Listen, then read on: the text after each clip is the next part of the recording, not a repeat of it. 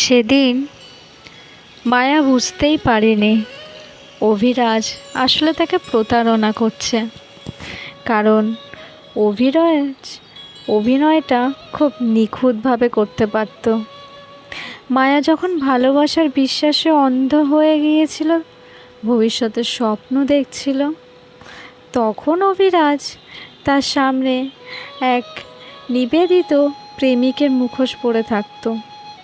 প্রতিদিনের খোঁজ খবর, ছোট ছোট যত্ন, মিষ্টি কথার আড়ালে সে এমন এক জাল বুনেছিল যেখানে সন্দেহের কোনো জায়গাই ছিল না। বন্ধুরা মাঝে মাঝেই মায়াকে সাবধান করত।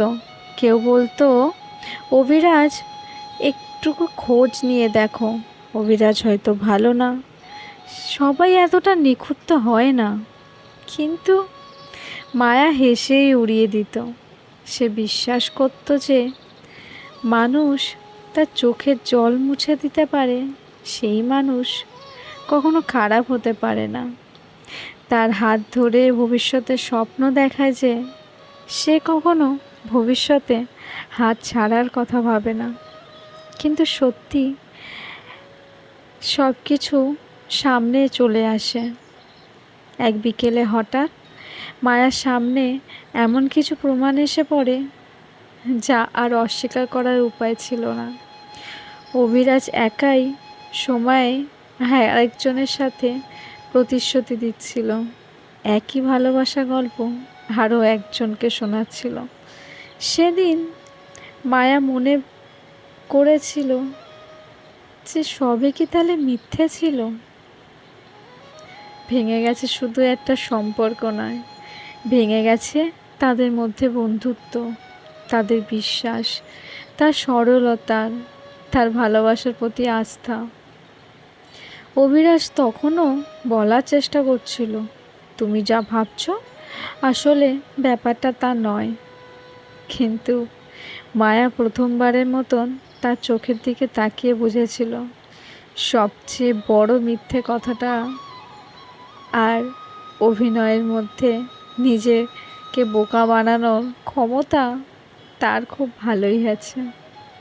সেদিনের পর মায়া অনেক কেঁদেছিল, কিন্তু সময় তাকে শিখিয়ে দিয়েছিল প্রতারণা করা মানুষের মূল্য কমায়, বরং প্রতারকের চরিত্র প্রকাশ পায়। আর মায়া, সে বুঝেছিল যে ভালোবাসা সত্যি হয় তার কখনো অভিনয়ের প্রয়োজন পড়ে না। অভিনয় করে তো কিছুদিনে চালানো যায়, কিন্তু কোনো মানুষই সারা জীবন অভিনয় করতে পারে না। এত বড় অভিনেতা অভিরাজও নয়। যাই হোক, শেষ অবধি সে আসলে বুঝতেই পেরেছিল যে তার বন্ধুরা তাকে যেটা বলেছিল কিছু মিথ্যে ছিল না। সেই সমস্ত মিথ্যেকে সত্যি ভেবে রেখেছিল। এইভাবেই মায়া আর অভিরাজের গল্পটা শেষ হয়ে গেল। কারণ তাদের গল্পে সত্যিটাই হারিয়ে গেছিল। যে ভালোবাসায়, যে গল্পে সত্য থাকে না, সেই ভালোবাসা মিথ্যের কাছে হেরে যাবেই।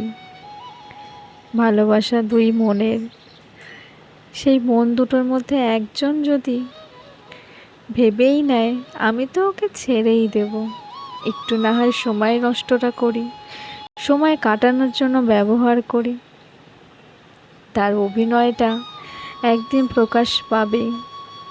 জানি না মায়া আজও ভাবে খুব কি দরকার ছিল এই অভিনয়টা করার, কি ক্ষতি করেছিল সে। একটা নিষ্পাপ মন, একটা সরল সিধা ছেলেকে মন প্রাণ দিয়ে ভালোবেসেছিল। কিন্তু মায়া তো জানতোই না সেই সরল সিধা ছেলের আড়ালে এত বড় একটা অভিনেতা লুকিয়ে আছে, যে দিনের পর দিন তার চোখে চোখ রেখে মিথ্যে বলে গেছে, তার পাশে বসে তার হাতে হাত ধরে রাস্তায় হেঁটেও মিথ্যে অভিনয় করে গেছে। কি করে পারে মানুষ এইভাবে সব কিছু ভুলে গিয়ে নতুন কারোর সঙ্গে আবার সম্পর্কে জড়াতে, এই কি ভালোবাসা? তাই হয়তো মায়ার জীবন থেকে ভালোবাসাটাই উধাও হয়ে গেছে। মায়া আর অভিরাজের গল্পটা এখানেই শেষ হয়ে গেল এইভাবেই।